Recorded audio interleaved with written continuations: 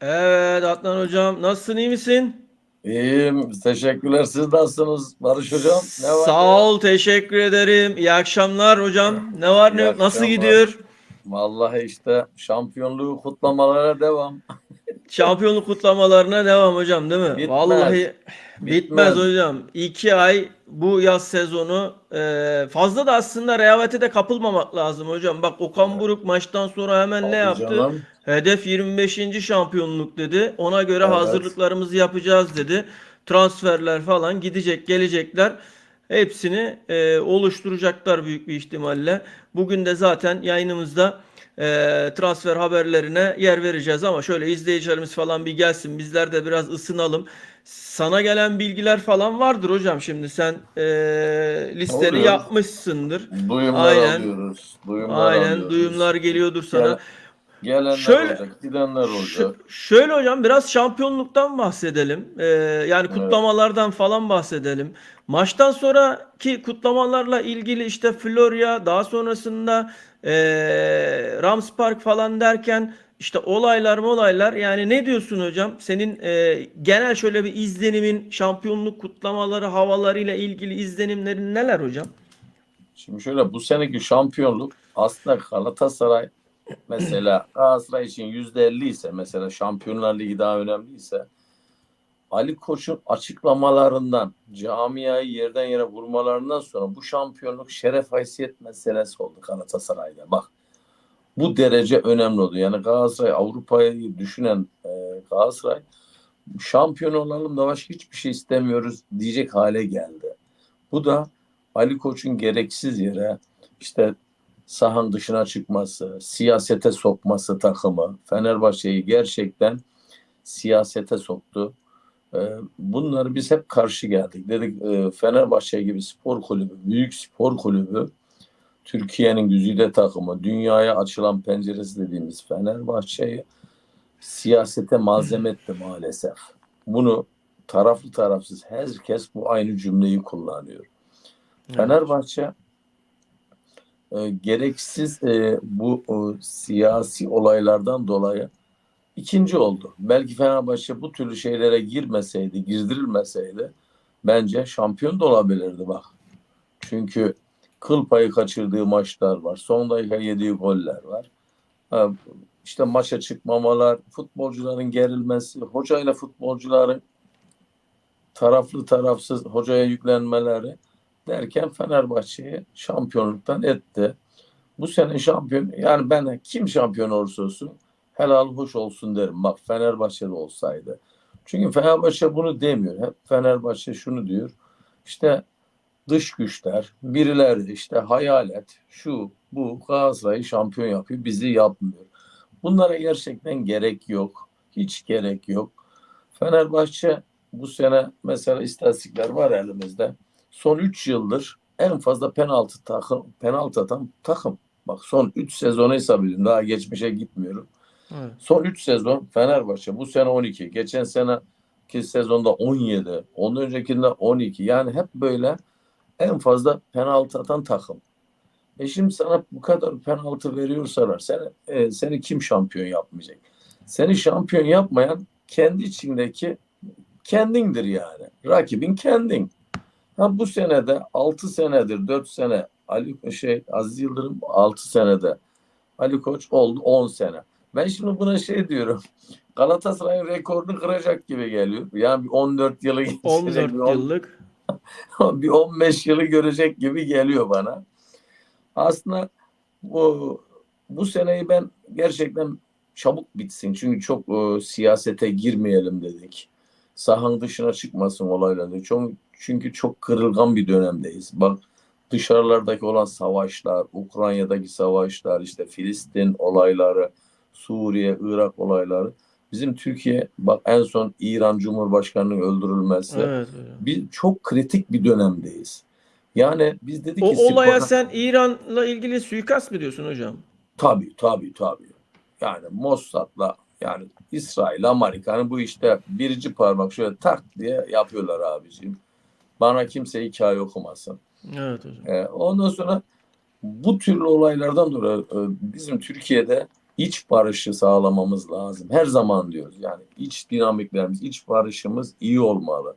İşte bu da birinci şey futboldur, spordur. Spor kardeşliktir deriz. Biz hep öyle söyleriz. Spor kardeşliktir, birleştiricidir. Ama ne hikmetse Ali Koç bunu tam tersi yaptı. Bölücü hareketler, konuşmalar, Galatasaray camiasını başka kulüplerde, Trabzonspor'u da başka kulüplerde yerden yere vurdu. Bölücülükle itham etti. Bunlar hep yanlış şeylerdi. Ben dedim bu lig bir an evvel bitmeli. Gerçekten bu seneyi ben çok istedim. Bir an evvel olaysız bitsin de kurtulalım dedim. Ali Koç çünkü kontrolden çıkmıştı yani. Vallahi kontrolden çıkmıştı. Çok tehlikeli cümlelerdi. Hala bugünkü açıklamalar da aynı. Yine hiç değişen bir şey yok. Yine sallıyor, sallıyor, sallıyor. Yani ben şunu diyeceğim. Fenerbahçe bir spor kulübüdür. Fenerbahçe siyasi parti değil. Bak bunu da manşet olarak yazabiliriz. Fenerbahçe siyasi parti değil. Spor kulübü. Maalesef Ali Koç Fenerbahçe'yi siyasi parti haline getirdi bu sene. Ben bunu söylüyorum. Altına da imzamı atıyorum. Kim itiraz ederse etsin. Siyasi parti durumuna getirdi. Koskoca Fenerbahçe Spor Kulübü'nü bak. Yanlış. Bunlar yanlış şeyler. Ha bu sene az yanlış yapan, doğruyu fazla yapan takım şampiyon oldu. Sahada Galatasaray kalan, oyunu tabii sahada oynayan, aynen sahada kalan, futboluna yönelik, işte spora gerilimden yönelik uzak duran, sadece tabii takımının performansıyla ilgilenen. tabii. Seyirciler de buna ayak uydurdu. Gerçekten Galatasaray seyircisi hiç dış olaylara bakmadı bak. Hiç mesela Ali Koç'un aslında söyledikleri cümleler olay yaratacak cümleler ama buna rağmen seyirciler çok akıllı hareket etti. Çok sağduyulu hareket ederek Hocam takımının camia arkasında oldular. başkanlardan falan talimat geliyordur onlara. Hani sakin olun işte Tabii tabii tabii tabii onlar önemli. adminlere falan Tabii sağduyulu olun falan tabii. gibisinden. Yani Tabii. başkanların ağzından çıkan cümleler çok önemli. Çünkü bir camiayı başında yönlendiriyorlar. Konuşmalarına herkes dikkat edecek. Galatasaray bu sene şampiyonluğu gerçekten anasının ak sütü gibi hak etti. Helal hoş olsun. Bunu başka takımda olsaydı ya önceki senelerde de Galatasaray 13. sıraya düştüğü sıralarda küme düşmemeyi oynadığında biz Evet. şampiyon olan takımı yine kutladık. Yani şampiyon olan her takım mücadeleyle anasının ak sütü gibi helal olarak şampiyon oluyor. Ben bunu her zaman Fenerbahçe Spor söylerim. Kulübü'nden henüz resmi bir açıklama gelmedi hocam. Galatasaray'ı tebrik yani Et, şampiyonluğun tebrikle ilgili etmez. etmediler. Etmeyecek. Yani Et, etmeyeceklerdir tabii evet. ki de yani hani biz burada yayınlarda biraz daha centilmence olayları karşılamak zorundayız. Yani şöyle bir durum da var hocam. Ali Koç şeyi hesap edemedi. Yani gerilimi ne kadar çok tırmandırırsam e, oyundan o kadar çok uzaklaşırım. Rakibim bu kadar daha fazla oyuna konsantre olur. Şimdi Fenerbahçe Galatasaray'ı deplasmanda 1-0 10 kişiyle 1-0 yendi. Camiasına Ali Koç o günkü şovlarıyla hayal sattı. Yani ne Evet. yaptı? İşte stada girmesi işte yani boş stada yani anladın mı? Yani Boş kimse stadı yok. bastı yani. Boş Evet. stadı bastı yani. Orada hayal satması işte ben hocam Ali Koç'a dur diyecek tek güç şu anda kongre üyeleri camianın yine içindeki sağduyulu taraftarlardır hocam. Sağduyulu kongre üyeleridir. Şimdi önünde seçim de var. Birileri buna dur demesi lazım. Ha eğer ki Ali Koç seçilirse önümüzdeki sezonda eğer şampiyon olamazsa ben bırakacağını düşünüyorum hocam. Bıraktırılacağını düşünüyorum. Yani çok büyük bir baskı görecektir. Çok büyük bir camiada üzerine baskılar yoğunlaşacaktır. Dolayısıyla ben Ali Koç'un eğer şampiyon olamazsa önümüzdeki sezon başkanlığı bıraktırılacağın yönünde fikir beyan ediyorum hocam. Ben bu sene şöyle işte 9'unda seçimleri var, kongreleri var. Ben Ali Koç'un büyük ihtimalle kazanamayacağını yani Öyle mi? düşünüyorum. Sen Tabii tam çünkü tersini mi düşünüyorsun hocam? evet çünkü neden dersen Hmm. gerçekten takımı çok gerdi. Yani Fenerbahçe'nin yani abonde oldu futbolcu, seyirciler, taraftarlar. Yani Ali Koç'un verdiği her laf gerçekten birbirini tutmuyor. Borcunu açıkladı. 12 trilyon mu diyoruz? Borcunu Evet hocam. açıkladı. Aziz En Yıldırım dedi ki fazla borcu kardeşim, olan, en evet, fazla borcu olan kulüp. açıkladı ama Aziz Yıldırım ne açıkladı? İncelemelerime göre 16-17 trilyon bu diyor. Bak, çok büyük borcu varmış yani. Tabii, Yalan tabii, tabii, söylüyor diyor. Tabii. tabii. Şimdi bu sene yine hoyratça transfer yapacak. Yine pahalı hoca getirecek. Yine futbolcular getirecek. Ve bu borç olacak 20-25'i geçecek bu sefer. Bak. Bu Fenerbahçe'nin kasasına işleyen, bilançosu işleyen borç.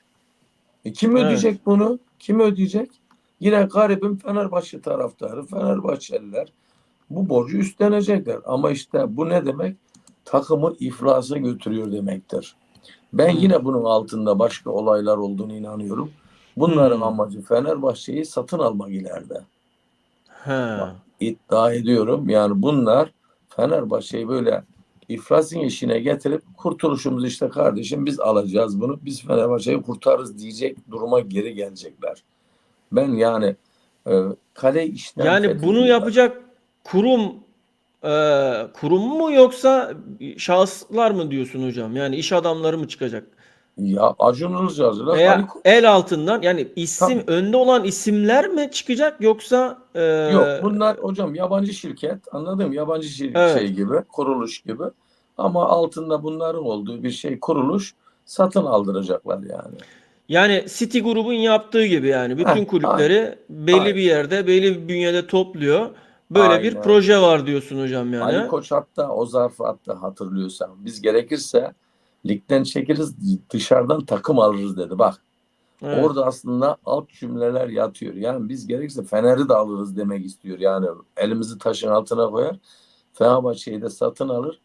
Kurtarırız demek istiyor. Aslında millet başka türlü anlıyor. Yani yabancı takım alsa milletin ne gereği var? Değil mi? Milletine ilgilendirir sen. Ama Peki bunu deme. hocam şöyle bir şey oluşmuyor mu? Şimdi mesela ben düşünüyorum. Kulüp borçlu. Borçlu bir kulübü satın almak riskli olmaz mı hocam? Hocam şimdi borçlu da mal varlığı çok. He, Mal var. Abi taşınmazları çok.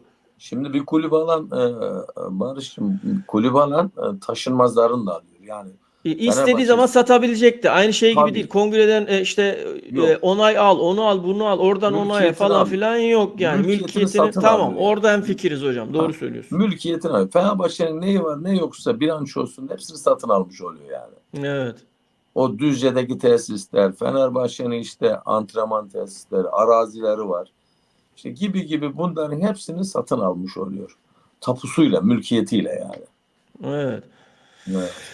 Yani hocam yani önümüzdeki dönemde Fenerbahçe'de tabii saha dışı olayları yani bu sezon saha dışı olayları Fenerbahçe'de çok konuşuldu. Saha içinde de tabii yine sahanın kenarında bir İsmail Kartal çok konuşuldu. Olaylar oldu. İşte Trabzon'da olaylar işte Rams Park'taki olaylar falan derken Fenerbahçe tabii onun öncesinde saha dışında işte başkan nezdinde Ali Koç'un sürekli ama sürekli artık ağza alınmayacak şekilde hakaretvari tavır ve davranışları hocam artık iyice saha dışında olayları ayyuka çıkardı. Yani bir türlü bak şimdi futbolcular mesela şey diyorlar. İsmail Kartal'la yola devam edilirse 6-7 futbolcu Fenerbahçe'den gideceğiyle ilgili Tabii. söylentiler var.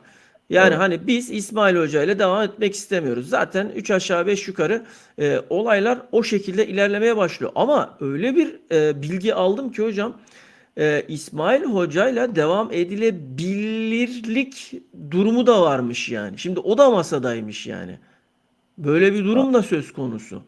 Hocam E, mümkün değil. Ali Koç yabancı hoca getirecek. Mümkün değil yani. İsmail Hoca ile çalışmaz. Yani Hat Aziz Yıldırım net hocam net yani tamam ama Ali Koç'un bazı işte yeni yönetimdeki birkaç isim Ali Koç'a devam edilebilir yönünde görüş bildirmişler hocam. tabii isterler yani muhakkak isterler de ama Ali Koç yani kesinlikle hocayı değiştirmek istiyor. Ve Niye yabancı hoca. olduğunu niye biliyor musun hocam? Evet. İsmail Kartal'a sahaya çıkma dediği zaman çıkmıyor. Anladın mı hocam? Şunu yapmayacaksın dediği zaman yapmıyor. Bunu yapacaksın dediği zaman onu yapıyor. Ama Evet, yabancı bir hoca getirdiğinde hocam, şimdi önümüzdeki sezon lig daha fazla çetin olacak. Şimdi tabii. Beşiktaş'ı girecek, Trabzon'u Trabzon girecek. geliyor, Beşiktaş geliyor. Tabii yani ondan sonra Anadolu takımlarından yine her sene olduğu gibi son yıllarda Hocam belki bir şeyi de kulüp daha unutmayalım. çıkacak. Göztepe çıktı. Göztepe'nin de güçlü Göster sahipleri var. Tabii. Danimarkalı Tabii sahipleri var. tabii tabii. Tabii. Başakşehir hocam, City'nin transfer havuzunda Başakşehir. Evet. Yani birbirleri Evet. arasında o City gruptaki bütün o havuzun içerisinde olan kulüplerle transfer alışverişi yapabilecek yani. Bu Evet. sene Başakşehir çok büyük bir sıçrayış da yapabilir hocam. Bak ben Yapabilir. Yapabilir. yapabilir. Eğer o havuzdan güzel oyuncular çıkartıp getirirse gerçekten önümüzdeki sezon potaya da girebilir. Yani önümüzdeki sezon hocam İsmail Kartal'la devam edebilme sebeplerinden bir tanesi, etmek isteyebilme sebeplerinden bir tanesi Ali Koç ortamı daha çok gelecek. Buna da Tabii. uygun bir hoca profili kim olabilir bu? Yine İsmail Kartal'la. Şunu diyecekler. Biz İsmail Kartal'la tarihin rekorunu kırdık ama işte elimizde olmayan nedenlerden dolayı şampiyon olamadık gibisinden hocamız başarılıdır deyip hocayla devam etme kararı alma ve bunun arkasında da önümüzdeki sezon hocam sağdan çek takımı sağdan çekecek mesela. Anladın mı? Tabii. Gibi bazı söylemler de var hocam. Zaten seneye önümüzdeki sezonda eğer yine böyle bir senaryo olursa ya da mesela bu sene Beşiktaş'ın Trabzon'un düştüğü duruma Fenerbahçe düşerse atıyorum gerilerde kalırsa maçlara çıkmama, ligden çekilme şeylerini yapacak. Evet. Hareketlerini yapacak yani. Yani onu planladılar yani muhakkak planlamışlardı. O çünkü başka şeyler düşünüyor. Yani gerçekten onu diyor ya bugünkü konuşmasında ben diyor başkanım diyor TFF başkanım diyor bu kadar Galatasaraylı olduğunu bilmiyordum diyor. Bak. Ya iyi de Ha. şampiyonluk kutlamalarında ıslıkladı yani bütün taraftar olsun bilmem Tabii ne canım olsun. Yani ıslıkladı. Evet. bakma sen hocam yani Galatasaray camiasının içinde de futbolcuların içinde de yani TFF'ye karşı bir sürü Ya şimdi insan var Barış'ım ben yani. şunu anlamıyorum. Galatasaraylı olduğunu bilmiyordum diyor. Biz Fenerbahçelerin yönettiği federasyonda da şampiyon olduk. Evet, Allah Allah ben bunu evet, anlamıyorum ya. evet. Aynen Yani öyle. bu adam diyor ki ben diyor Galatasaraylı yani taraftar olduğunu bilmiyordum. Senin yöneticilerin federasyon başkanlığı yaptı. Hocam Fenerbahçe'yi kurtarmak için playoff sistemi getirildi bu Evet. ülkede ya. Sırf Getirdim dedim evet. Fenerbahçe, evet, Evet. yani sırf Fenerbahçe'yi kurtarmak için bu ülkede playoff sistemi geldi ya. Yani bunu Gereksiz yere, gereksiz yere. gereksiz yere hocam yani Evet. hocam bir de şimdi bak önümüzdeki sezon beşinci yıldız olayı falan var. Yani beşinci yıldız gerçekten çok büyük çekişmelere sahne olacak. TFF'de artık seçim olacak. Yeni başkan falan kim gelecekse hakemler, var hakemleriyle ilgili falan da ciddi ciddi kararlar alınması lazım. Yani ben hocam şöyle düşünüyorum. Benim naçizane fikrim. Önümüzdeki sezon orta hakemler yerli olabilir ama var hakemleri mutlaka ve mutlaka yabancı olması lazım hocam. Büyük ihtimalle belli ana büyük maçlara yabancı orta hakem de gelebilir bak. Onun da planları var. He, yani Heh. çünkü bu işi şeye bırakmayacaklar hocam. Yani herhangi bir şaibeli düşünceymiş, oymuş, buymuş falan bu tarz düşüncelerin insanlarda kafasını oluşturmamaları lazım. Bak hiçbir şekilde hakemlerle ilgili yabancı var hakemleri istiyoruz, yabancı hakemleri istiyoruz çıkışından sonra Fenerbahçe'de hiçbir şekilde hakemlerle ilgili bir demeç gelmedi, bir açıklama gelmedi hocam. Evet. Hakemlere Yani hiç bahane bulmadı. evet. Dolayısıyla önümüzdeki sezon ben çok daha bizi çetin bir ligin beklediğini düşünüyorum. E, Yani bakalım Galatasaray sahanın dışında da uğraşacak. Yani sahanın içi kadar sahanın dışında da mücadele edecek. etmesi gerekecek hocam. Tabii. Tabii tabii edecek. Mecbur Etmesi edecek. Evet. gerekecek ama Evet. Galatasaray'ın şöyle bir avantajı var. Futbolcuları çok iyi motive edebilen, Türkiye Ligi'ni çok iyi bilen, kariyer yapmış, kupalar sahibi bir teknik direktörü var hocam. Yani Evet. Okan Buruk artık winner bir hocadır. Yani bunu artık Okan kabul Hoca etmemiz hocam, lazım. Okan Hoca neredeyse Florya'da doğmuş bir çocuk yani hoca Evet, insan. Yani evet, Florya'nın her şeyini yani camianın genlerini bilen birisi. Yani evet. camianın her şeyini bilen birisi. Onun için nasıl davranacak, nasıl konuşulacak, e, bunların konuşmaları nedir, nasıl olur bunları Okan Hoca çok iyi biliyor yani. Onun için şanslı bir şey yani. Galatasaray gerçekten Evet. Okan Hoca'ya sahip olması bence çok şans yani. Hele Hocam o kritik izleyicilerimiz dönemde de geldi. Evet. evet, izleyicilerimiz Evet. de yavaş yavaş katılım göstermeye başladılar. Sağ olsunlar. Mesajlar gelmeye başladı. Ben şöyle kısaca bir değineceğim. Efe Kırımlı, Büyük Hoca Adnan Hoca demiş. Efeciğim Ee, öpüyorum. Efeciğim öperim. Sezgin, Adnan Hocam nasılsın demiş. İyiyim. Teşekkür ederim. Orhan Bey iyi yayınlar. Yönetim inşallah farkındadır. Seneye FB ve Beşiktaş çok güçleneceklerdir. Ona göre transfer yapsınlar. Sanki 5 senedir şampiyon olmuyormuş gibi davranmak lazım diyor. Yani işi Öyle sıkı yapılacak. tutmak Evet. gerekiyor diyor. O Evet. şekilde de davranılacak. Zaten hemen bugün itibariyle transferler ya şimdi şöyle söyleyeyim. Bugün derken bu sezon boyunca aslında scoutlara e, izleyin bunları. Bu oyuncuları izleyin, bize rapor hazırlayın denilen oyuncular yavaş yavaş artık gün yüzüne çıkıyor. Ama bu dönemde çok fazla menajer haberleri de çok duyacağız hocam.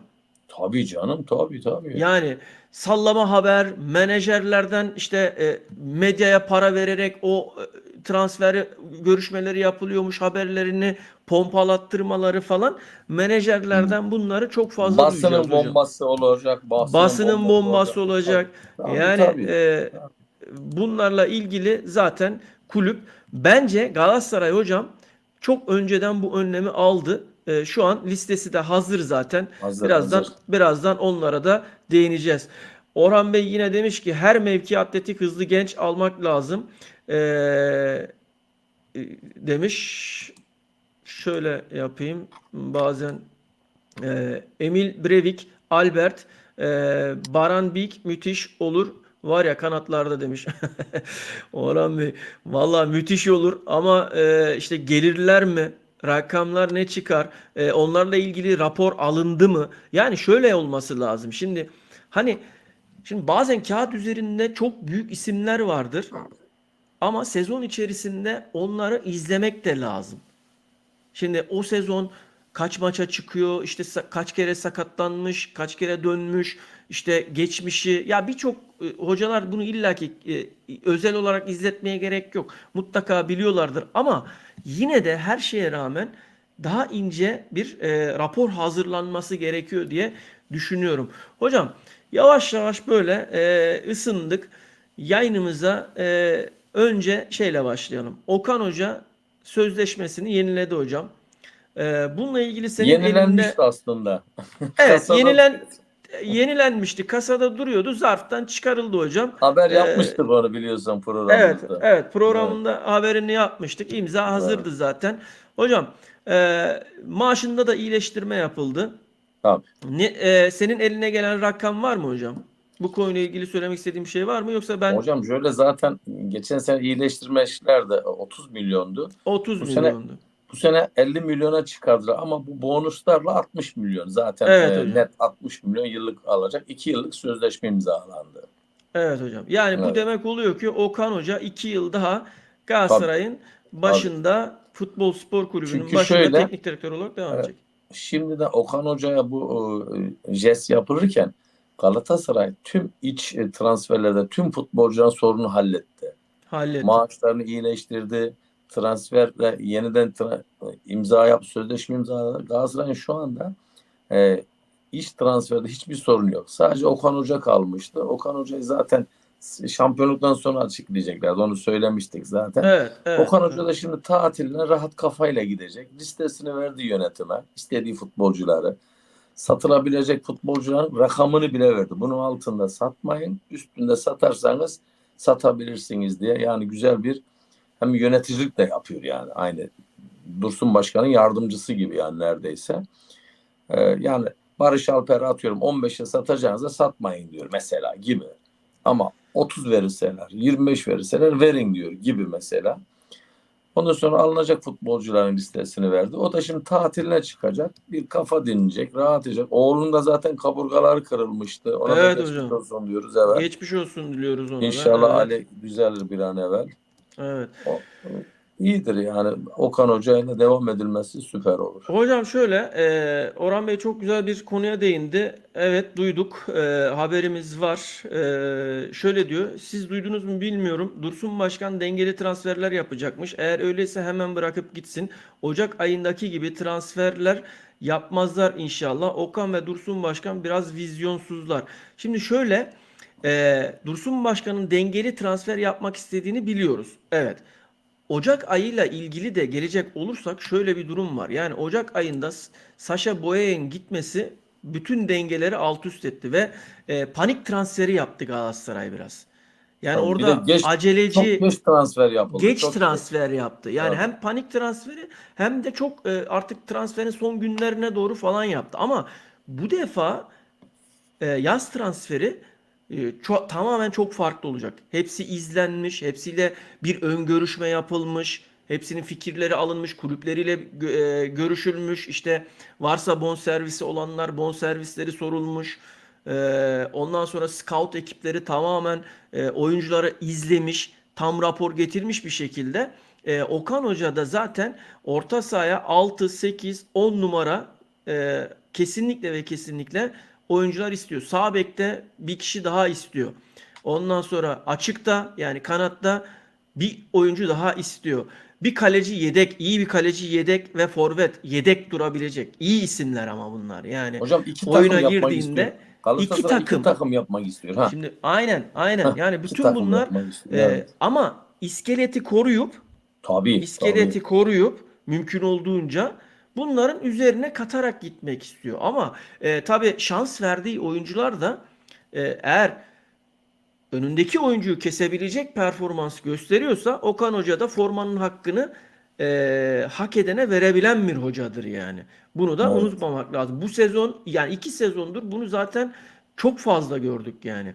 Dolayısıyla Okan Hoca bu noktada hak yemeyeceğini düşünüyorum.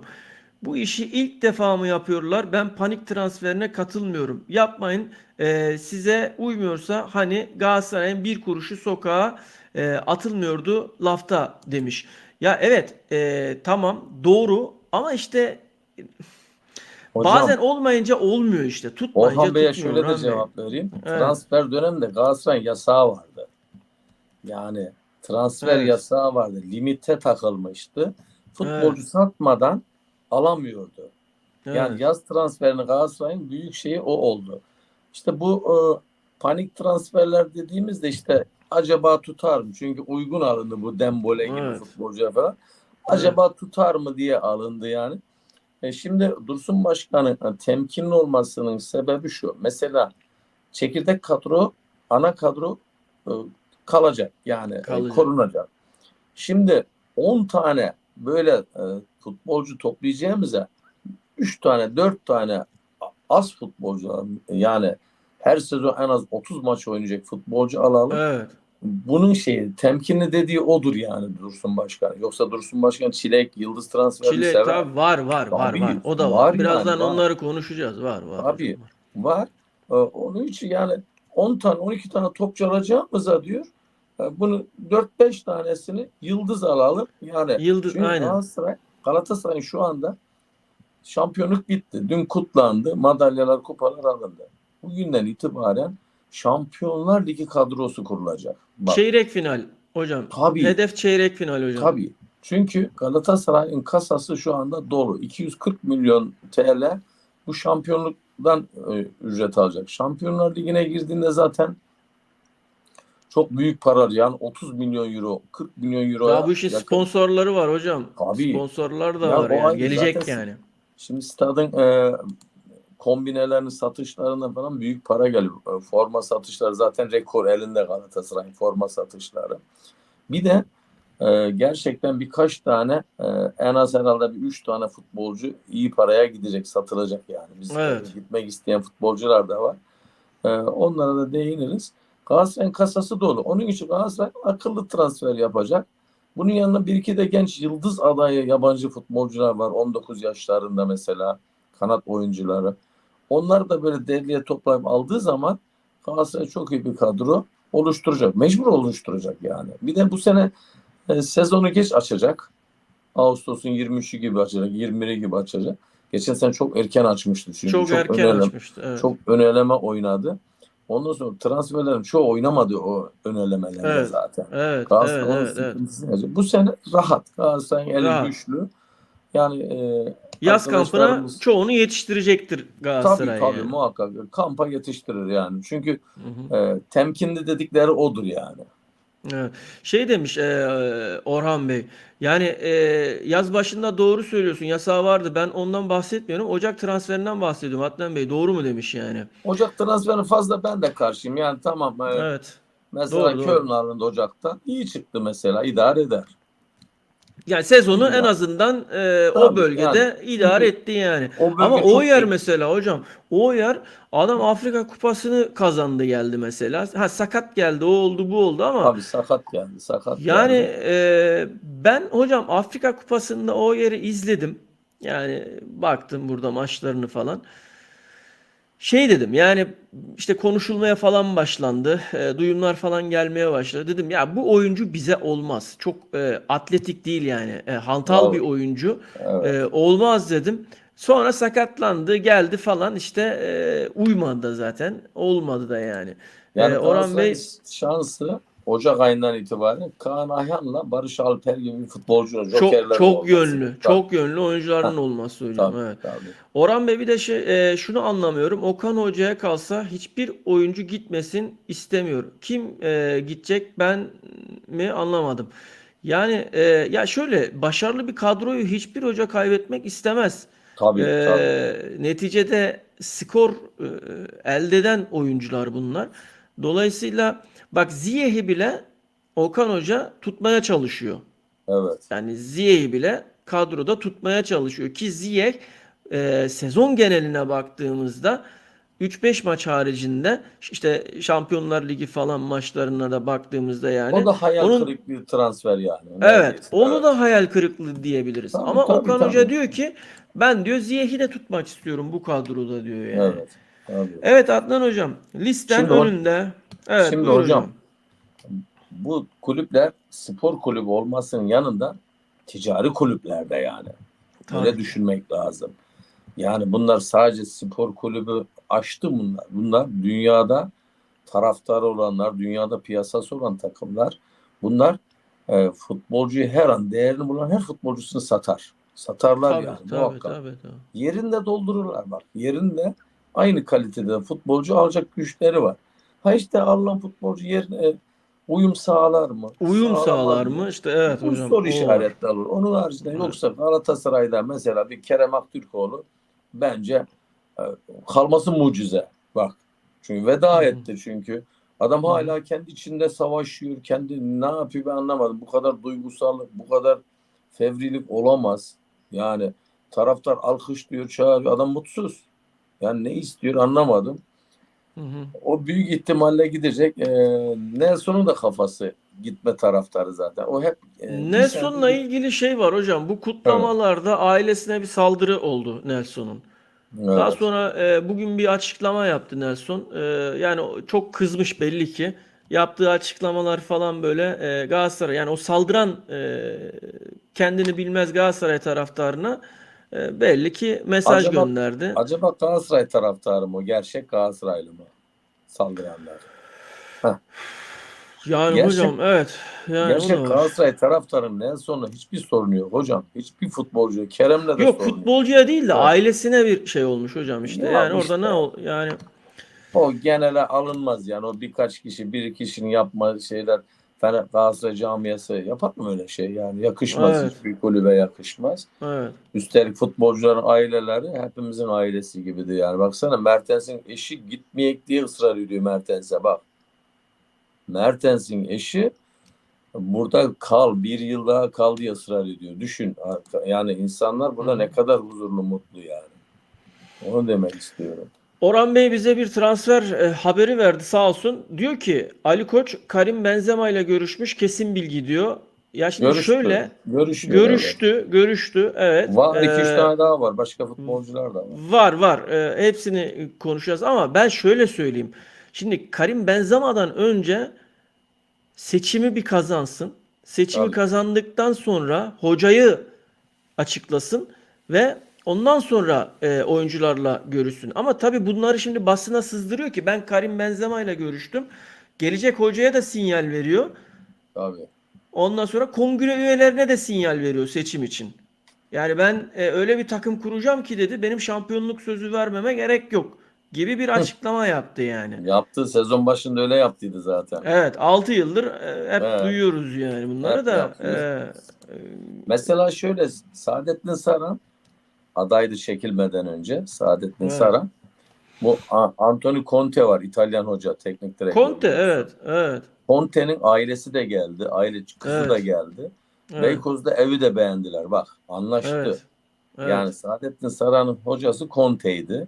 Evet. Beykoz'da yaşayacakları evlere kadar beğendiler. Evet Sonra hocam. Saadettin Saran Ali Koç lehine çekilince bu hocayı Ali Koç'a söylüyor. Diyor ki hocam, diyor Evet. işte, yani başkanım, Ortam benim hazır, her şey hazır. ortam hazır, anlaştım, her şey hazır diyor. Ali Koç kabul etmiyor. Ben diyor sisteme uygun bir hoca değil diyor. Bak, yani benim kafamdaki, benim sisteme uyacak bir hoca değil diyor, Hocam reddediyor. Evet, Conte'yi evet, sağ dışına itemez Ali Koç. evet, O yüzden evet, evet. reddediyor. Bak az önce Yani yayının açılışında ne dedim ben? Yönetimde veya Ali Koç'un da kafasının bir tarafında böyle tam dillendirmedi ama ufak ufak seslendirdiği İsmail Kartal'la devam edelim düşüncesi de var. Niye? Çünkü İsmail Kartal istediği gibi saha dışında da çekebiliyor, tutabiliyor. Şimdi sen Conte'ye Süper Kupa finaline çıkmayacağım diyebilir misin hocam? mümkün değil. Diyemezsin. Hiçbirine Rezil mümkün değil. olursun yani. Rezil kepaze eder yani. Rezil olursun Mor yani bir de yani. Mourinho'ya diyebilir misin? Mourinho'ya. Mourinho'ya diyemezsin tabii. Yani ona da diyemezsin yani. Mümkün değil yani. Orhan Bey tabii ki de seçim çalışması Acun girdi mi Ali Koç'un yönetimine girerse Abdülkadir Ömür de seneye Fenerbahçe'de. Acun girdi yönetimde zaten. Onu Yönetimle zaten biz daha belli değilken anlaştı. söylemiştik, değil mi Belli Barış? değilken söylemiştik. Evet Tabii yani biz Acun biz onu söyledik. yani ufak ufak böyle konuşurken falan. Hocam Tabii, tabii. şimdi isimlere yavaş yavaş gelelim. Böyle ısındık falan derken listen önünde kabarık görüyorum. Şimdi sende bombalar da vardır. Yine kimsenin duymadığı, ilk defa yayınımızda açıklayacağımız. Hocam transferlerle ilgili e, Tabii şimdi Galatasaray'dan başla, Fener'den nereden istiyorsan hocam. şimdi Neler diyorsun? transferlerde bundan sonra dediğin gibi yayının başında da dedik. Yüzlerce isim geçecek, binlerce isim gelecek, işte menajerlerin, işte onların bunların şeyler, isim gelecek. Mesela bunlar işte daha zaman gösterecek zaten, belli şeyleri netleşecekler. Ama ben mesela çok ciddi bir şey var. 19 yaşında Chelsea'de oynuyor. Moreira, Portekizli kanat oyuncusu. Bu şeye bağlı şu anda. Kerem Aktürkoğlu ve Barış Alper'in gidip gitmemesine bağlı bu futbolcu. Çok çok suratlı, teknik bir futbolcu. Chelsea'nin futbolcusu. Bu yani bizim Kerem'le Barış Alper'e bağlı. Yani kanat oyuncusu bu. Eğer onlar giderse, onlardan biri de giderse bu arada. Çünkü Yunus Akgün de geldi. Şu anda Demirspor'dan Yusuf Erdoğan, Yusuf Sarı ciddi Galatasaray'da transfer. Çünkü Galatasaray yerli oyuncu Yerli ağırlıklı, oyunculara evet he, hocam. kaliteli yerli oyuncu ağırlıkta götürecek bu sene Hızlı, şeyleri. hızlı, Tabii, süratli. tabii. Yedek kaldığı zaman Heh, sorun çıkarmayacak oyuncular da aynı aynen, zamanda. aynen. Hiçbiri sorun çıkarmaz. Galatasaray gibi takımda gayet, yani yerine gireceği oyuncuyu da o Hocam aratmaz yani bak bunlar. şimdi bir de şöyle bir durum söz konusu. Şimdi Galatasaray'da bu sezon bir Barış Alper gerçeği var. Şimdi Barış Alper Tabii. yerli oyuncu statüsünde kendisini o kadar çok geliştirdi ki bunu gören diğer yerli oyuncular, bu performansı gören, işte bu çıkışı gören diğer yerli oyuncular onlar da kendilerini geliştirebilme fırsatını yakalayabilmek için Tabii. Galatasaray'ı daha öncelikli tutacaklar. Evet, kulüp olarak Galatasaray Adı, tarihi, hedefleri bunlar falan okey tamam ama artık yerli oyuncuların da hedefleri Avrupa'da ciddi kulüplerde oynamak. Bak bir Arda'yı görüyoruz, izliyoruz. İşte ondan sonra yerli oyuncuların gösterdiği özellikle Barış Alper'in göstermiş olduğu performans üzerinden konuşacak olursak onun göstermiş olduğu gelişim diğer genç oyuncularda yerli genç oyuncularda böyle bir cazibe oluşturdu hocam. Tabii çünkü şöyle o neyden kaynaklanıyor? Bu kadar yabancı futbolcu transfer ediliyor. Bunların içinde Türk futbolcular direkt oynuyor, sürekli oynuyorsa güven verir bu. Çünkü hoca da adaletli olursa, oynayana formayı verirse her futbolcu kendine özgüveni gelir. Der ki ya bak o oynuyor. Demek ki ben de başarırsam ben de oynayacağım. Mesela bir Tete'yi kestiler. Tete'nin adı geçmiyor mesela gibi. Zaha'nın Evet. adı geçmedi bak. Evet. Niye? Yerli futbolcular iyi çıktı. Evet. Şimdi o gelecek futbolcularda bir bakarsın Yusuf Sarı, Yusuf Erdoğan gelir. Mesela bir Barış Alper gibi direkt oynar. Hiç sırıtmaz. Yunus Akgün'ü zaten hoca çok istiyor. Geçen sene gitmesini de istememişti. Evet hocam. Evet Tabii hocam. Yunus Akgün'ü tutar, kadroda tutar. Yani gidecek futbolculara bağlı bu. Mesela Barış Alper'e şu anda duydun mu bilmiyorum. Resmi teklif geldi. 23 milyon euro teklif etti takım. Ben bakayım sana söyleyeyim şöyle. Leipzig'ten geldi. Alman Leipzig Galatasaray'a iletti resmi teklifini 23 milyon euro teklif etti. Bak bunu da yaz. Tamam Yani hocam. resmi teklif bu. Evet. Şu anda hayal teklif değil. Yani o şey duyulmuş haber değil. Hocam Resmi Leipzig teklif. de paralı bir kulüp ve Tabii. gençlere yatırım yapan bir kulüp yani. Şimdi ben şöyle diyorum. Zaten Kaç hocam para biz dedin hocam? Kaç para teklif 23 ettiler? milyon euro teklif etti. Hocam o bir 27-26'yı görür herhalde. Hocam Biraz bu zorlarlar hocam. 30-35'i bulacak bonuslarla Öyle mi bak. diyorsun? Tabii. Bu 30-35'i bulacak. Çünkü şöyle diyeyim. Galatasaray Erden Timur'un şeyiyle katkısıyla Erden Timur'un iş ortakları Almanya'da Evet. çok ağırlıklı. Almanya Evet. piyasasında çok hakimler. Galatasaray Almanya'da kaynak buldu. Yani kaynak dediğim maden buldu. Böyle futbolcuları istediği futbolcuyu alıp getirecek düzeydedir şu anda Almanya'da. Ve Almanya'dan da birkaç transfer kesin yapacak zaten. Bu yerli olur, yabancı olur fark etmez. Almanya'ya da bizden gidecek futbolcu da olacak tabii. Çünkü bu diyaloglar olduktan sonra gider. Bu işte Leipzig çok ciddi resmi teklifini sundu. 23 milyon euro Barış Alper'e teklif ettiler. Hocam sana bir şey söyleyeyim mi? Evet. Galatasaray'da şu anda bahsetmiş olduğum bu konjonktürde Almanya piyasasındaki en büyük getirisi kim biliyor musun? En büyük ayağı kim biliyor musun? Fatih Demireli var ya. Evet. Fatih Demirel'ini biliyorsun, tanıyorsun. Evet. Galatasaray'a Almanya piyasasında ciddi anlamda katkılar sağlıyor hocam. Abi güzel. Yani görünmez kahraman Fatih Demireli diyebiliriz hocam. Ve şöyle bir durum da söz konusu. Mal varlığı şu anda 1,3 milyar eurolarda falan geziyor yani. Ve Müthiş. biliyorsun Fatih Demireli e, Sky Spor'da falan Almanya'da Sky Spor'da muhabirlikle falan başladı. Evet. Ondan sonra kendisini Galatasaray'da buldu. Acun gibi Almanya'daki işte. Acun gibi. aynen Almanya'daki bütün oyuncu havuzunun hepsinin birebir içerisinde temasında Fatih Demireli var hocam. Evet. Galatasaray'ın yani Almanya menşeli Galatasaray'a gelen oyuncuların hepsinin altında Fatih Demireli imzası kontağı vardır hocam. Bak Buyur hocam. evet doğru. Yani işte bunlar var. Bu Nicolas Beste var Almanya'da.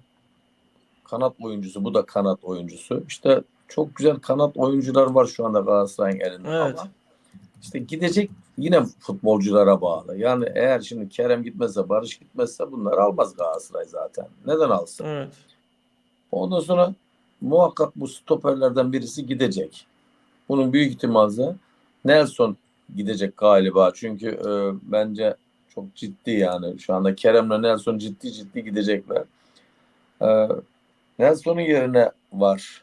İşte Rafael Nadal işte Manchester'da oynuyor biliyorsun. O Galatasaray bayağıdır istiyor onu. Yani bunlar hep gidecek futbolculara bağlı Galatasaray'ın şu anda transfer politikası. Hı hı. Yani Galatasaray bir bakarsın dediğin gibi 5 futbolcu gider, 7 futbolcu getirir. Bakarsın Evet. 3 futbolcu gider, 5 futbolcu getirir. Yani Galatasaray iyi paraya transfer satarsa Galatasaray yerini dolduracak. İyi futbolcular alacak. Yani gelen giden aratmayacak. Daha üstüne koyacak yani. Var isimler var. Zaten Galatasaray şöyle sözde kiralık giden oyuncular var. Bir sürü yabancılar var. Onlar dönecek. Ama burada işte Eyüpspor'la güzel paslaşacak. Eyüpspor'a bayağı bu kadrosuna Evet. giremeyen futbolcuları Eyüpspor'a verir. Eyüpspor değerlendirir onu. Evet. Yani şişme kadro bulundurmaz Galatasaray. Galatasaray'ın her futbolcusu her takımda oynar bak. Kadrosuna giremeyen futbolcusu bile diğer Anadolu kulüplerinde çok rahat oynar. Şimdi Onu diyorum işte Orhan Bey forvet şey var. demiş. Hı, Hocam bir de Orhan Bey şey demiş. Mesela diyor ki Avrupa Şampiyonası öncesinde bitirmek istiyor kulüpler diyor. Yani hani fiyat artmasın falan diye diyor böyle bu tarz şeyler var diyor. Ya evet ama şimdi menajerler de uyanık. Şimdi bazı şeyler futbolcuların elinde bile değil ki yani. Şimdi evet. menajer Avrupa Kupası gibi önünde büyük bir fırsat varken Avrupa Kupası'ndan önce imza attırır mı? Yani iyi bir oyuncuysa mesela. Ya Anlatabiliyor da muyum? çok iyi Veya bir transfer yapar yani transfer para teklif evet. edilir yani yapar Evet. tabii. Evet. Barış kardeşim Allah aşkına Fatih Demirel'i bir Kaan iyi gerisi boş ne olur kızma demiş. Yok yok kızmıyorum canım. Nedir? Barış kardeşim Allah aşkına Fatih Demirel'i bir Kaan iyi gerisi boş ne olur kızma. Yani hani bir Kaan'ı getirdi diğerleri boş anlamında söylüyor. Ya şimdi şöyle şimdi Fatih Demirel'i e, gerçekten Almanya'da görüşemeyeceği oyuncu yok. O seviyede bir adam. Şimdi oyuncu gelir, tutar, tutmaz bunu kimse bilemez ki. Oyuncu bir sakatlanır, bütün sezon Tabii. oynayamaz. Yani anlatabiliyor muyum? Bak Icardi'nin ölüsü bile 24 gol attı yani.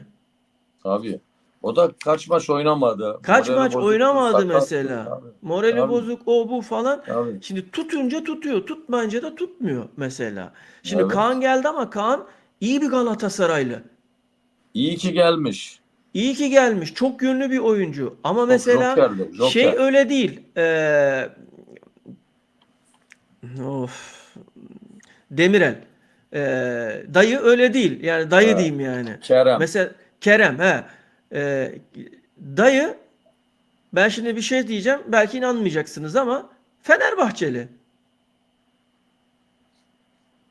Şimdi bak Evet. herkese bu biraz şey gelecek. Tuhaf gelecek. Şaşır yani belki inanmayacaksınız birçoğunuz ama dayı Fenerbahçeli yani.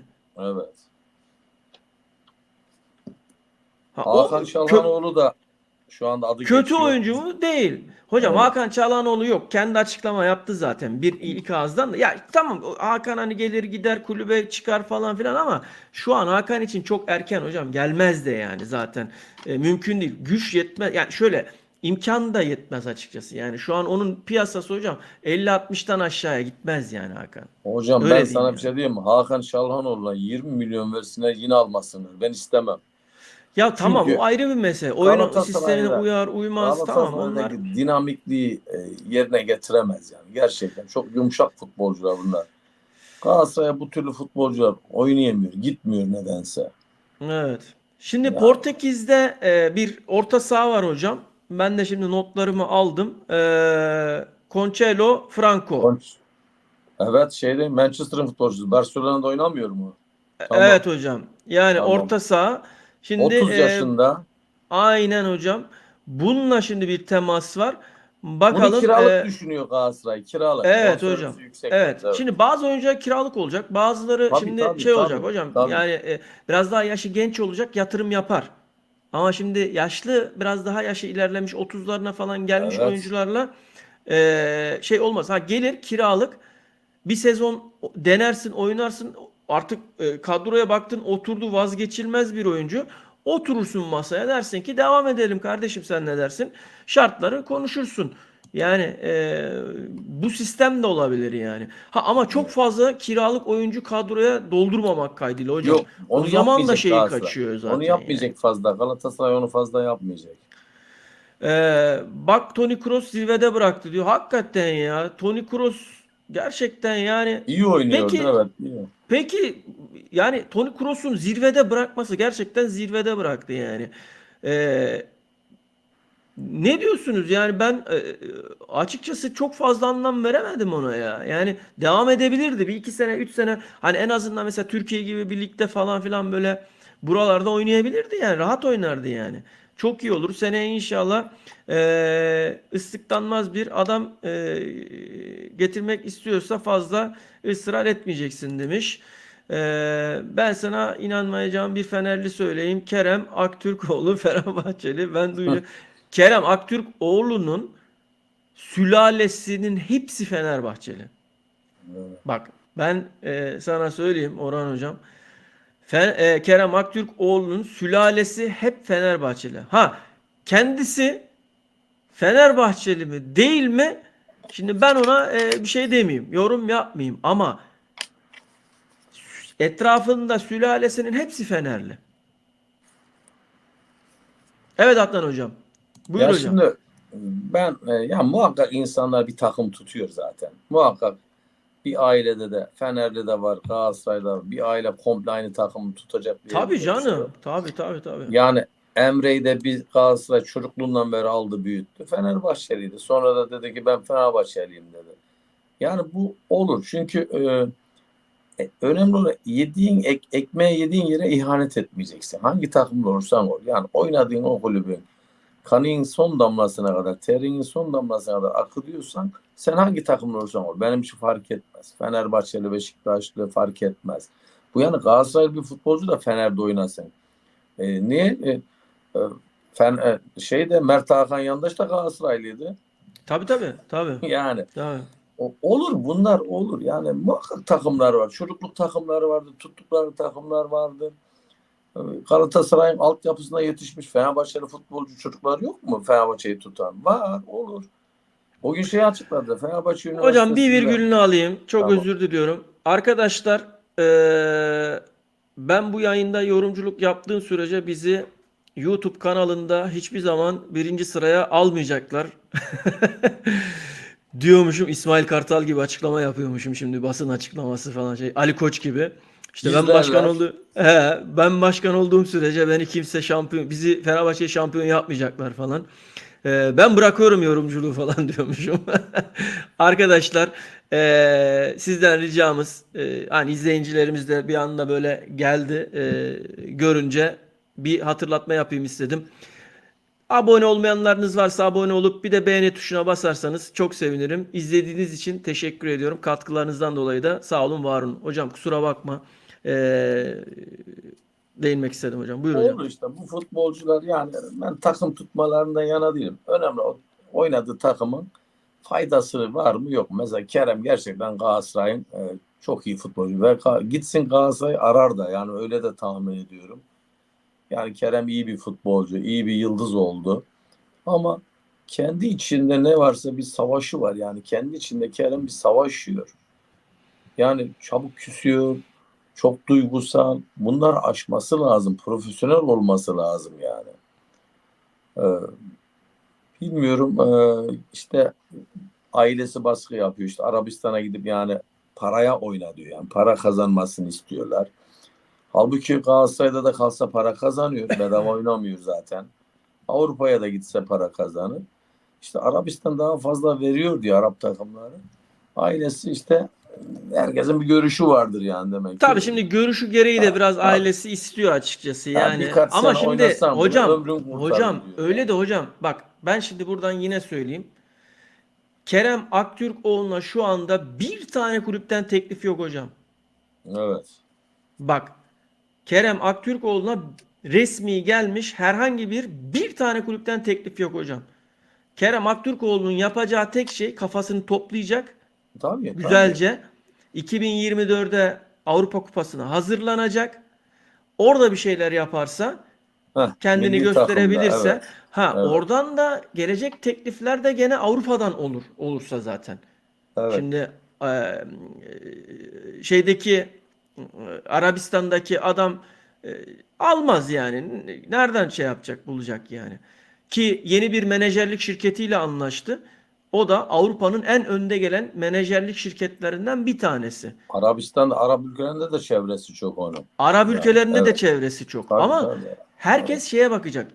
Avrupa Şampiyonası'na bakacak. Orhan hocam şöyle, şu an Florya'da kimse yok. Yani şu an çalışanlar haricinde futbolcu, kiralık Evet. miralık kimse kalmadı. Oyuncular şu anda işte şampiyonluk kutlamaları, işte yavaş yavaş ülkelerine gidip tatil Tabii. havasına Tatile girenler gidecekler. falan. Tabii. Onların programları çıkartıldı. Genç oyuncular falan dahil şu an Florya'da sadece çalışanlar var. Bir de mesai yapacak olan Okan Hoca ve ekibi. Transfer ekibi, yani transfer komitesi diyeyim Tabii daha tabii. doğrusu. Başkan, işte Erdem Bey, ondan sonra Onların işi Okan bundan Hoca sonra transfer. başlıyor. Asıl Onların iş işi bundan asıl sonra bundan başlıyor. sonra Tabii. başlıyor. Evet. Tabii. Şöyle ben size bir anımı anlatayım mı?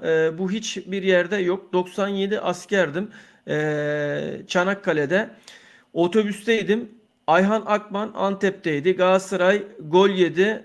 Oh cimboma koydular dedi. Ben duydum diyor. Klavye hatası için kusura. Yok yok, önemli değil. Biz anlıyoruz Orhan Bey. Senin varlığın yeter. Ya var yani, o tip şeyler, mevzular, anılar çok fazla yani, olabiliyor. Ama işte az önce Adnan hocam ne dedi? Dedi ki herkesin gönlünde bir takım illaki vardır ama önemli olan ekmek yediğin yere ihanet etmemek dedi yani.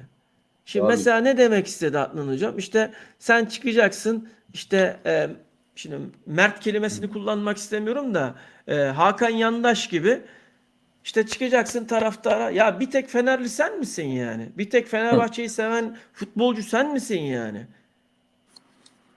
Anlatabiliyor muyum? Veya işte ne bileyim, bir Emre Belezoğlu örneğini de vereyim yani. Bakın, hiçbir Galatasaray'dan hiçbir oyuncu, ben böyle bir hareketler, böyle bir olayların içerisine girmeler falan, tripler bilmem neler. Hocam ben duymadım. Sen duydun mu? Yok. Ortam Mümkün değil. germeler, işte sağ dışına taşırmalar falan filan. Yani bu hocam biraz da kültür meselesi yani. Yetiştiğin, Hocam. olduğun ortamın kültür meselesi yani. Hocam biz Metin Oktayları Tabii yani canım. Yani görmüş camialar bu camialar. Adam ne evet. yapıyor? İlk yarı Galatasaray forması giyiyor. İkinci yarı Fenerbahçe forması giyiyor. Fenerbahçeli Evet. futbolcu da Galatasaray forması giyiyor. Evet. Bunlar böyle olmalı. Sen görevin yaptığın müddetçe senin tuttuğun takıma kimse bir şey demez. Kardeşim tamam bırak. Sırplar Müslümanları astılar, kestiler. Evet. Şimdi futbolcular burada alkışlıyoruz değil mi? Evet. Yunanlılar geliyor. Yunanlılar futbolcular hep alkışlıyoruz. Çünkü spor ayrı bir şey. Gerçekten spor ayrı bir şey. Yeter ki o aldığı parayı hak etsin. Helal etsin yani onu. Sonuna kadar savaşsın takım için. Hiç önemli değil. Hangi takım tutarsa tutsun. Bak ne diyorum? Sırp futbolcular geldi buraya. Hırvat futbolcular geliyor. Niye? Bunların Sırplar dünyada en fazla Müslüman katleden millettir yani Sırplar. Evet hocam. Ama Sırp futbolcular Türkiye'de gelip gayet rahat yaşıyorlar. Rahat futbol oynayıp gidiyorlar yani. Sıkıntı yok. Evet. Bizde yani böyle şey etnik kökencilik olmaz. Bizde hiçbir zaman zenci ayrımı olmaz. Biz insanı insan gibi Allah'ın yarattığı gibi yarattığı insan olarak görüyoruz. Evet. Hocam şöyle ben Sporu yaptığı müddetçe sorun olmaz hocam. şöyle ben buradan şunu da söyleyeyim. Galatasaray yönetimi yerli oyuncular listesinin en başında olan Alanyaspor'dan Oğuz Aydın'la da ciddi şekilde ilgileniyor. Onu bayağıdır Şimdi ilgileniyor evet. evet, bayağıdır ilgileniyor. Onunla ilgili ben şöyle Alanyaspor Başkan Yardımcısıyla da görüştüm. Tamam. Durumunu sordum. Şunu söyledi. Erdem Başkan'la Alanyaspor maçında yan yana otururken, daha önceki yayınımızda anlattım ama yeri gelmişken bir daha anlatayım. Başkan soruyor. Diyor ki Erden Timur'a, yani Erden Timur konu açılıyor falan. Oğuz Aydın'a geliyor. Ondan sonra vereyim hocam işte bakalım anlaşma durumu falan filan. Erdem Bey de diyor ki aldığın paranın 10 katını vereyim diyor. Ondan Düşün sonra yani, evet. Alanya Spor'dan kaynağım da yani görüşüyoruz sürekli her zaman beraber Hı yani hı. telefonlaşıyoruz. Ondan sonra diyor ki hocam diyor yani başkanım diyor yani o fiyat olmaz ama 5'e verelim diyor. Büyük bir ihtimalle e, önümüzdeki günlerde Oğuz Aydın'la ilgili de e, transfer haberini her an duyabiliriz. Yani bakalım rakamlar, durumlar falan. Oğuz Aydın'ın kendisi de çok istiyor. Ha, Tabii. arada menajerle ilgili bir sıkıntı, problem çıkar onu şu an bilemiyorum. Ama Oğuz Aydın'ın direkt kendisi çok istiyor. Bu arada ben şunu da söyleyeyim. Yine yayınlarımızda söyledik ama yine yeri geldiği için söylemek istiyorum. Önümüzdeki günlerde yayınımıza şampiyon teknik direktör çıkartacağız. Bakın Evet. ismini açıklamıyorum. Sadece spoiler olarak onu söyleyeyim. Bu sezon ligde şampiyon olmuş teknik direktörümüzle yayınımızı yapacağız. İlerleyen dönemde işte liglerin bitmesini falan bekledik. Hocamla tekrar görüşeceğim. Sözünü aldım. Görüşeceğim. Önümüzdeki yayınlarımızda bir tanesini uygun bir vaktinde, uygun bir zamanında çok da fazla bekletip sezon hazırlıklarına falan başlamadan olayı bitirip şöyle bir konuk edeceğiz. Bir söyleşimiz olacak yayınımızda. Sizleri de bekleriz bu arada. E, Orhan Bey şöyle demiş. İnsanoğlu Fırat'ına göre yaşıyor. Ne yapacaksın diyor. Yani Doğru, öyle öyle. yani. Öyle maalesef öyle. Fenerliler ben milliyetçiyim canım vatana feda olsun. Bu Fener beni Yunan takımını tutturdu. Bu kadar mı sevimsiz olunur? Ya aslında orada yani hani ben de açık söyleyeyim şimdi açık konuşayım. Neredeyse hepimiz aynı şeyi düşündük yani. Hani seninle aynı düşüncedeyiz Orhan hocam yani onu demek istiyorum. Aslında Çok iyi biz topçu şöyle Oğuz. düşündük. Evet, Mesela bu düşünceleriniz şudur, yani düşüncelerim.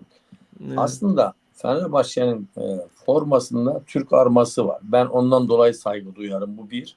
evet, E, Mesela Yunan takımını destekleriz amacı Ali Koç başarısız olsun. Yani dert o yani. Sıkıntı o. Yoksa Fenerbahçe evet, Yunan takımının karşısında elensin, rezil olsun değil. Çünkü onun şeyinde Türk arması var. Ben o yönden bakarım.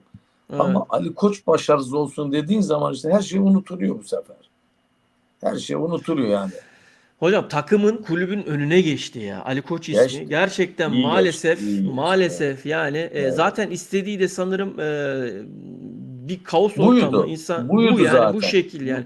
Ha tam olarak olmadı ama e, dediğimiz gibi önümüzdeki sezon çok çetin geçecek. Zorlu bir süreç bekliyor Türkiye Süper Ligi'ni diye düşünüyorum yani. Çok iyi topçu Oğuz. Bence çok iyi olur. Avrupa Kupası'nda değeri artar. Bence oynar milli takımda demiş. Evet evet geliştiriyor kendisini. Zaten son maçlarını falan da izlediyseniz o da farkında. Potansiyelinin farkında. Neler yapabileceğinin farkında. Ama daha iyi teknik ekiplerle daha iyi bir altyapısı veya antrenman sahası olan ekiplerde çalışmayı da elbette arzuluyor tabii ki. Daha Avrupa'yı bir sistemde teknolojik anlamda antrenman Tabii. yapılmasını da o da istiyor. O da aynı Barış gibi özel kondisyoner, özel hocalar falan tutup kendisini geliştirme yönünde adımlar atacak. Adnan Hocam listende başka isimler var mı? Şimdi biz tabii sohbet havasında gidiyoruz. Tabii tabii, biz Bu öyle sohbet. yayınlarımızı yapacağız. Evet. Ara ara işler iyice kızışmaya başladığında böyle Bu şey ısınmaya var işte, başladığında ortam listelerimizi daha fazla yapacağız. Net yapacağız yani o zaman. Inter'in oyuncusu var. Marsilya'da kiralık, Thomas Evet. Partey. Evet hocam. Arjantin. Bu forvet arkası. Hatta Evet. e, Mertens de bir yıl daha düşünecek ama Mertens bu kadar maçı kaldıramaz diye aslında bu Mertens'in yerine düşünülen bir oyuncu. 10 numara. E, Ama bunu Fenerbahçe'de çok ciddi istiyor. Evet. Tabii Thomas tabii Partey. kulüpler arasında şimdi şu anda Tabii. hocam işte menajerler de işi Heh. kızdıracak yani. Kızıştıracak yani. Ya bu bir de bu Bunlar şey her var. zaman olan şeyler. Hataylı Mupenza vardı, golcü biliyorsun. Evet. Arabistan'da Evet. oynuyordu. Evet. Galatasaray anlaşmak üzereydi. Çenesi kırıldı bunu. Bu Hı hı. çenesi kırıldı. Hı hı. 8 ay falan yok sahalarda. 8 ay falan olmayacak. Bayağı ciddi bir saha. Ama Hocam o iş yatar ya. O iş Galatasaray 8 hesap ay. yapıyor. Sezona yetişiyor deniyor yani bilmiyorum. İşte Icardi'nin arkasında küsmeyecek iyi bir forvet. Yeri gelecek çift forvet gibi. İyi bir golcü istiyorum. Mupenza'yı da bayağı ciddi ciddi istiyordu. Bilmiyorum bu 8 aylık dönemde çabuk iyileşir mi? Herkes Mustera değil. 6 ay diyorlar. Hocam Mustera 2 bir ayda virgül, sahaya çıkmıyor. bir virgül çok özür diliyorum. Hocam bu Estağfurullah. dünya genelinde yasa dışı bahisle ilgili de senin geçen yapmış olduğun yayınımızda bir Evet. demecin oldu. Şu an tabiri caizse futbol dünyası, yani futbol dünyası demeyeyim, fazla abartmayayım da, yani ülkede futbolla ilgilenen birçok insan bizim sosyal medya hesaplarımızdan bu konunun gerçek dışı olduğuyla ilgili özellikle Fenerbahçe tarafından mesajlar alıyoruz. Şimdi biz olayı daha sonrasında o yayının arkasından bir yayın daha yaptık Mutlu Hocam'la beraber. Olayı hani detaylı anlatmaya çalıştık ama tabii oradaki sosyal medyadaki o yazan çizen arkadaşları biz burada kanalda hepsini toplayamadığımız için onlar da mevzuyu izleyemediler ve yine olaya şey kaldılar, uzak kaldılar. Şimdi böyle sen yine seni de burada yakalamışken hocam bu konuyla ilgili dünya genelinde bu bahis olaylarıyla ilgili geçenki anlatmış olduğun rakamın ne kadar gerçekçi olduğuyla ilgili böyle senden biraz sonra bir şey alacağım. Tekrardan izleyicilerimiz net anlayabilmesi açısından Evet. böyle tekrar kısa bir değinirsen hocam bu konuya, o günkü dediğini, sonra işte dünya genelinde rakamlar, ya arkadaşlar şöyle bir durum var. Tespit edilebilen, ya bak şimdi herkese şaka geliyor Resmi ama rakam bunlar. Resmi. resmi Heh, tespit edilebilen rakam, resmi teklif edilen. Yani anlaşılan rakam bunlar. evet, dünya genelindeki rakam 1,7 trilyon dolar yasa dışı bahis oynanıyor. Evet. Bak, yani bu kontrol altındaymış gibi olabilen, bilinenler yani. Evet. Ya bir de bunun en az iki katı rahat diyebilirim tespit edilemeyen var yani. Hocam onu Şimdi 5'te çarp. 5'te çarp. ya hocam ben iyimser söylüyorum bu sefer. Tabii Biraz daha tabii tabii. temkinli geliyorum olaya. Tabii. Şimdi izleyiciler, takipçiler şeyin farkında değil, olayın farkında değil yani. Şimdi ben sana Evet. bırakacağım, rakamlar söylemiyorum. Ben sadece şu an yüzeysel söyledim olayı. O yüzden sana bırakacağım hocam mevzuyu. Söylediğin rakam, telaffuz ettiğin rakam. Ben o gün ben de biraz şey oldum, böyle Allah Allah ya falan. Şaşırdın. Ben de şaşırdım. Fakat yayından sonra hocam Tabii. hemen bir araştırmaya geçtim. Ertesi gün kontak kurdum hocam. Telefonla kontak kurduğum insanlar oldu bak. Hepsi birinci ağızdan rakamların doğru olduğunu söyledi, biliyor musun hocam? Hocam daha neler biliyoruz da konuşamıyoruz ya. İşte Heh, konuşamıyoruz. Bir de bu paralar şöyle bir şey. Bu paraları kontrol eden yasa dışı örgütler yani. tabii tabii. Tabii. Tamam mı? Yasa dışı örgütler. Evet. Bu işin içerisinde üçüncü dünya ülkelerinin devlet başkanları bile var ya. Hocam şu Şimdi andaki Adnan hocam dev- dediği gibi çok fazla dile getiremiyoruz, konuşamıyoruz olayları ama olayın farkına varın diye söylüyorum yani. hocam bu işin Havuz çok içinde büyük yani. bak Mossad da var, CIA de var bak. Hocam çok derine girme.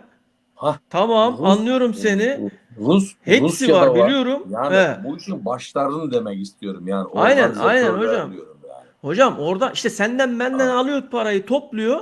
tabii İstediği örgütlere dağıtıyor ondan sonra. iş büyük yani. Mesela İş çok büyük yani. bu En sisteme iyi gir en iyi geliri nerede elde edebilir hocam? İşte spor müsabakalarından, tabii tabii tabii tabii. fanatizmden, Futbol en büyük futbol, futbolda.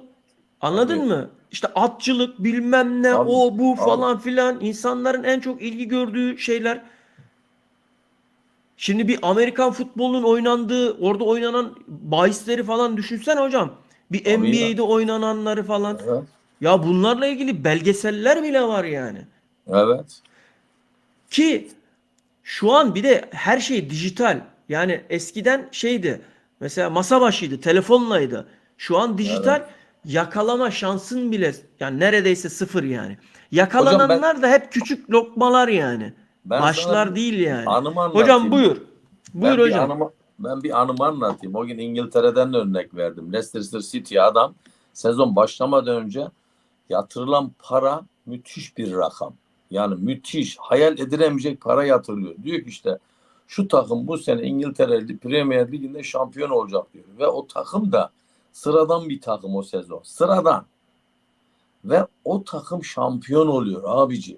Yani bunu Evet. bizim millet duymadı mı, görmedi mi? Ben mesela 7-8 sene önce hangi sezona geliyor, denk geliyor. Ben bir şu anda en üstteki futbol yorumcusu bir eski hakemle beraberim.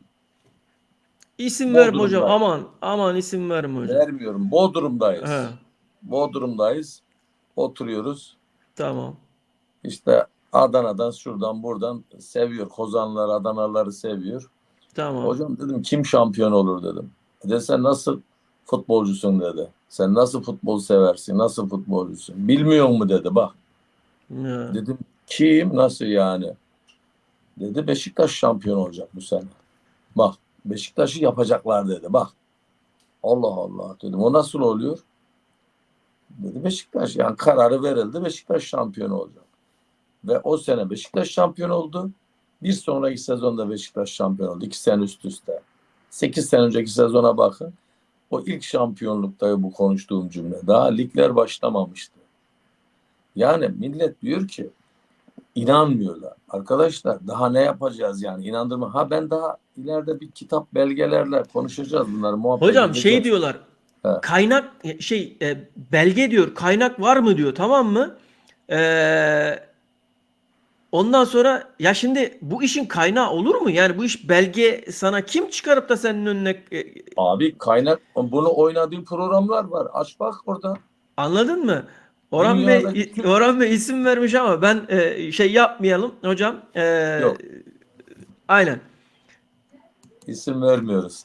Tamam. İsim yok Evet. Orhan hocam. Evet. Kızma ha. Kızmak yok. Evet Adnan hocam buyur. Yani bunun belgesi zaten herkes biliyor. Her cep telefonunda uygulamaları var zaten. Tüm programlar, tüm programlar var. Orada her şey gözüküyor. Anladın mı? Yani belgeye gerek yok. Ha ben belge sunacağım zaten bu arkadaşlara. Ben toplayayım şey yapayım. Teknik gidişatını, düzenekleri anlatacağız burada yani. Yoksa belge var. BTC Türk var, o var, bu var. Yani futbollar takımların sponsoru da olmuş bunlar hep. Oralarda zaten hep giriyor. Biz bunlar resmi oyun siteleri. Ben gayri resmi kaçakları diyorum. Tabii kaçaklar aynen. Mesela kaçaklarda resmiyette BTC Türk'te mesela %1'se o maç yabancı kaynakta 5 veriyor mesela. Tabii. Tabii hocam. Büyük veriyor. Mesela bu yerli şeylerde fazla para çekemiyorsun, fazla para yatıramıyorsun. Kaçaklarda sınırsız. Yani İşte bak 10 buna ha, yorum yapanlar da var. Diyorlar ki ya diyor siz diyor ne anlıyorsunuz ki diyor ya diyor bu işin bir sınırı var bilmem nesi var diyor. Şimdi biz o gün tam olayları da tabii olay patlayınca bu konuları şimdi konuşma gereği artık bunlar bu durum şimdi ortaya çıktı yani. Yasa birisine dışında biliyorlar onlar. sınırsız. Onlar Hocam durur siteleri. Hocam tamam ama işte yeri gelmişken biz de konuyu mevzuyu açalım istedik. Hocam sen Hocam 300 milyar Galatasaray Fenerbahçe maçında dünya genelinde 300 milyar dolarlık bahis oynandı dedin. evet, evet. Herkes 300 milyara imkansız dedi. Yani sallıyorsun. Nereden buluyorsun? İşte bunlar bir de yorumcu olmuş konuşuyor. İşte yani aklına gelebilecek her seviyede yorum yaptılar. Ama bence yorum yapanların hiçbiri futboldan bu yasa dışı bahisten anlamıyorlar. Anlamayanlar. Ah hocam ah ah. Daha neler Resmi dönüyor daha resmi neler. resmi resmi için bir şey demiyorum. Ama yasa dışının potansiyelini hiçbiri farkında değil, bilmiyor yani. Hocam ya ne insanlar ne bu gençleri kullanıyor. Gençlerin Hesap numaralarını. Bununla ilgili önümüzdeki Evet. dönemde bir ayrıyeten bir yayın daha yapalım hocam. Sistemin nasıl işlediğini, Sistemin nasıl nasıl yapıldığını. yani şöyle Tabii. sistemin nasıl işlediğini çok fazla detaya da hocam şimdi girersek Yok gir. bu işin biraz şey Yani boyutu da var. inandırıcı olsun, Anlatırız sorun inansınlar değil diye. ama biz yine de biraz daha bu konular yüzeysel olarak işleriz. Hocam süremizi doldurduk. Ağzına Tamam. yüreğine sağlık. Teşekkür Size de ediyorum. sağ olasınız. Hem sohbet havasında oldu hem transferlere değindik hem bu Öyle konuya öyle öyle. mevzuya değindik. Orhan hocam başta olmak üzere bugün rekor kıldı sağ olsun. Çok teşekkür Teşekkür ediyoruz ederiz. kendisine. Evet. Bütün izleyicilerimize de katkılarından dolayı ayrıca yine teşekkür ediyorum. Eğer henüz beğenmeyenleriniz varsa bir beğeninizi alırız. Abone olmayanlarınız da varsa aboneliklerinizle bizleri onur edersiniz. Bir dahaki yayınlarımızda da sürekli her zaman birlikte oluruz. Sizlerle beraber büyüyeceğiz biz. Biz hiçbir kimse tarafından fonlanmayan, tamamen kendi öz kaynaklarımızla yayın yapmaya çalışan bir kanalız diyorum. Hepinize iyi akşamlar. Kendinize çok iyi bakın. İyi Kalın akşamlar. sağlıcakla. İyi İyi akşamlar diliyorum. akşamlar. Sağ olun, sağ olun. Don't stay.